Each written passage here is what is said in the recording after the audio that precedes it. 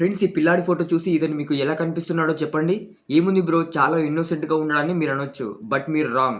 ఈ పిల్లాడు పెద్దయ్యాక ఒక ప్రపంచ యుద్ధాన్ని మొదలుపెట్టాడు. ఇతను ఎవరో కాదు, అడాల్ఫ్ హిట్లర్. హిట్లర్ జర్మనీకి లీడర్ అయ్యాక ఏం చేశాడో మనందరికీ బాగా తెలుసు. కానీ హిట్లర్ డిక్టేటర్ అవ్వకముందు ఏం చేసేవాడో, డిక్టేటర్ ఎలా అయ్యాడో మనం ఈ వీడియోలో తెలుసుకుందాం. హిట్లర్ 1889 ఆస్ట్రేలియాలోని హంగేరియాలో ఒక చిన్న టౌన్లో పుట్టాడు. వాళ్ళ నాన్న అలాయిస్ హిట్లర్. తను ఒక కస్టమ్స్ ఆఫీసర్. హిట్లర్ గారి నాన్న ఒక డబ్బున్న ముసలావిడిని పెళ్లి చేసుకున్నాడు. తర్వాత ఆ ముసలావిడికి ఆరోగ్యం బాలేక హాస్పిటల్లో జాయిన్ అయింది. కొన్ని రోజులకే తను చనిపోయింది. ఆ తర్వాత వాళ్ళ ఇంట్లో పనిచేసే పని మనిషిని పెళ్లి చేసుకున్నాడు. కానీ తను కూడా ఆరోగ్యం బాలేక చనిపోయింది. మళ్ళీ పెళ్లి చేసుకోవాలనే కోరికతో తన చెల్లి క్లారాను పెళ్లి చేసుకున్నాడు. కొన్ని సంవత్సరాలకి క్లారాకి 3 పిల్లలు పుట్టారు. వాళ్ళల్లో ఒకడే హిట్లర్. వాళ్ళ బ్రదర్స్ పేరు పాల్ హిట్లర్, అడ్మోల్ హిట్లర్. వాళ్ళ ఫాదర్ చేసే జాబ్ వల్ల వాళ్ళు ఒక ప్లేస్ నుంచి ఇంకో ప్లేస్కి చాలా షిఫ్ట్ అవుతూ ఉండేవాళ్ళు. అది ఎంతలా అంటే హిట్లర్ తన ఎలిమెంటరీ స్కూల్ని కంప్లీట్ చేయడానికి 5 ప్లేసెస్ మారాడు. అలాగే హిట్లర్ వాళ్ళ నాన్న చాలా స్ట్రిక్ట్ పర్సన్. ఎప్పుడు పిల్లల్ని కొడుతూ ఉండేవాడు. కానీ వాళ్ళ అమ్మకి అందులో హిట్లర్ అంటేనే చాలా ఇష్టం ఉండేది. హిట్లర్ చదువులో కూడా బాగా పర్ఫామ్ చేసేవాడు. మంచి గ్రేడ్స్ వచ్చేవి. టీచర్స్ హిట్లర్ని బాగా పొగిడేవారు. అలాగే హిట్లర్కి వార్ గేమ్స్ అంటే చాలా ఇష్టం. స్కూల్లో తన ఫ్రెండ్స్తో వార్ గేమ్స్ ఆడేవాడు. అలాగే మిగిలిన సమయంలో కౌబాయ్ స్టోరీస్, ఇండియన్ స్టోరీస్ చదివేవాడు. ఈ విషయంలో హిట్లర్ వాళ్ళ ఫాదర్కి ఏం ప్రాబ్లం లేదు. కానీ వాళ్ళ ఫాదర్కి ఎక్కడ ప్రాబ్లం ఉందంటే హిట్లర్ ఎప్పుడు జర్మనీ బెస్ట్ అనేవాడు. కానీ వాళ్ళు ఉండేది ఆస్ట్రేలియాలో. అసలు విషయం ఏంటంటే వాళ్ళ ప్లేస్ మొదట్లో జర్మనీలో ఉండేది. బట్ ఇప్పుడు లేదు. అందుకే హిట్లర్ ఫాదర్ హిట్లర్తో మన ఆస్ట్రేలియా సిటిజన్స్ జర్మనీ వాడొద్దు అని అనేవాడు. అందుకు హిట్లర్ ఒప్పుకోకుండా జర్మనీయే బెస్ట్ అనేవాడు. దాంతో కోపం వచ్చి హిట్లర్ని కొట్టేవాడు. హిట్లర్కి 10 సంవత్సరాల వయసు ఉన్నప్పుడు తనకి బాగా ఇష్టమైన బ్రదర్ చనిపోయాడు. అప్పటి నుంచి హిట్లర్ బిహేవియర్లో మార్పు వచ్చింది. తన స్కూల్ గ్రేడ్స్ కూడా తగ్గిపోయాయి. స్కూల్లో తను ఎక్కువగా పడుకునే ఉండేవాడు. అలాగే రాత్రిపూట నక్షత్రాలతో మాట్లాడటం, ఇదే హిట్లర్ లైఫ్. స్కూల్లో ఫ్రెండ్స్, క్లాస్మేట్స్ బాగా ఎగతాళి చేసి ఏడిపించేవారు. కానీ హిట్లర్ చాలా బాగా డ్రాయింగ్ వేసేవాడు. హిట్లర్ నాన్న తనలాగా మంచి ఎంప్లాయ్ అవ్వాలని అనుకునేవాడు. కానీ హిట్లర్ లేదు నాన్నగారు, నేను మంచి ఆర్టిస్ట్ అవుతాననేవాడు. ఈసారి హిట్లర్ని వాళ్ళ నాన్న కొట్టలేదు. ఎందుకంటే తను బాగా ముసలివాడయ్యాడు. అలాగే కొన్ని రోజులకి హిట్లర్ వాళ్ళ ఫాదర్ చనిపోయాడు. వాళ్ళ నాన్న చనిపోయాక హిట్లర్ తన హై స్కూల్ ఎగ్జామ్ కూడా అటెండ్ అవ్వలేదు. ఇక తన హోమ్ టౌన్ వచ్చి చూస్తే తన తల్లి ఆరోగ్యం కూడా బాగా క్షీణించింది. కొన్ని రోజులకి పాపం తను కూడా చనిపోయింది.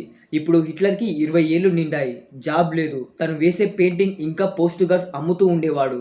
ఇలా తను 24 ఏళ్ళు వచ్చే వరకు పోస్ట్ కార్డ్స్ అండ్ పెయింటింగ్స్ అమ్ముకుంటూ ఉండేవాడు. తర్వాత 1914లో ఫస్ట్ వరల్డ్ వార్ స్టార్ట్ అయింది. హిట్లర్ అందులో పాల్గొన్నాడు. తర్వాత హిట్లర్కి ఆర్మీలో ప్లేస్ దొరికింది. ఆ వార్లో బాగా ఫైట్ చేశాడు. హిట్లర్కి ఐరన్ క్రాస్ కూడా ఇచ్చారు.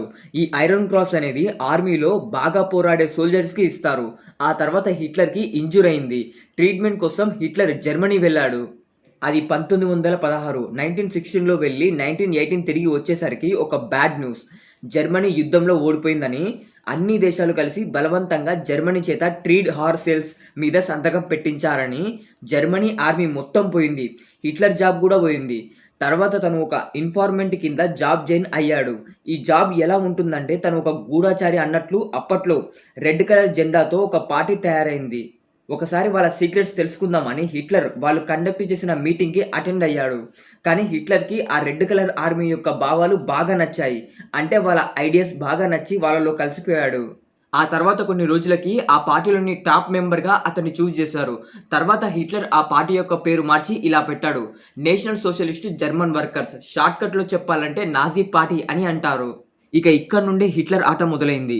కొంత సమయంలోనే 3% ఓటింగ్ ఉండే నాజీ పార్టీని 80% ఓటింగ్ పడేలా చేశాడు. హిట్లర్ చాలా మంచిగా స్పీచ్ ఇవ్వగలడని మీకు తెలుసు. తను మాట్లాడుతుంటే అందరూ షాక్ అయ్యేవారు. గూస్ బంప్స్ వచ్చేవి. జనాల్లో కసి పెంచేవాడు. అలా అలా ఎదుగుతూ జర్మనీ ప్రధాని కలిశాడు. మా మద్దతు ఇస్తాం, మాతో చేతులు కలుపు అన్నాడు. ఆర్మీ, బ్యాంకింగ్ అన్నీ హిట్లర్ కంట్రోల్లోకి వచ్చేశాయి. దేశంలో ఉన్న వృద్ధులు, వికలాంగులు దేశానికి భారమే తప్ప ఎందుకు పనికిరారని చెప్పి వాళ్ళందరినీ చంపించేసేవాడు. ఆ పార్టీకి వ్యతిరేకంగా ఎవరైనా వస్తే కేసు వేసి జైల్లో పెట్టేవాడు లేదా చంపేసేవాడు. ఇప్పటి వరకు చెప్పింది హిట్లర్ బయోగ్రఫీ.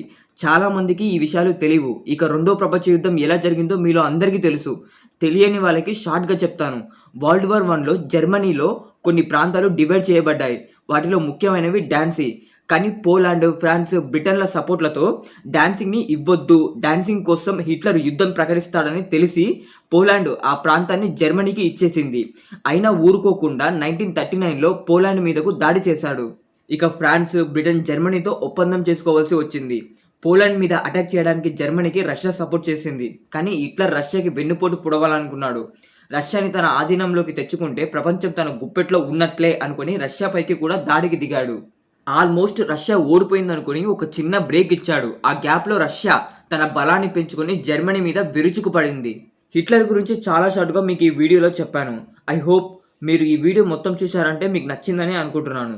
సో వీడియో నచ్చితే లైక్ చేయండి, సబ్స్క్రైబ్ చేయండి, పక్కనున్న బెల్ ఐకాన్ని ఆల్లో పెట్టుకోండి. మరో ఇంట్రెస్టింగ్ టాపిక్తో మళ్ళీ కలుద్దాం.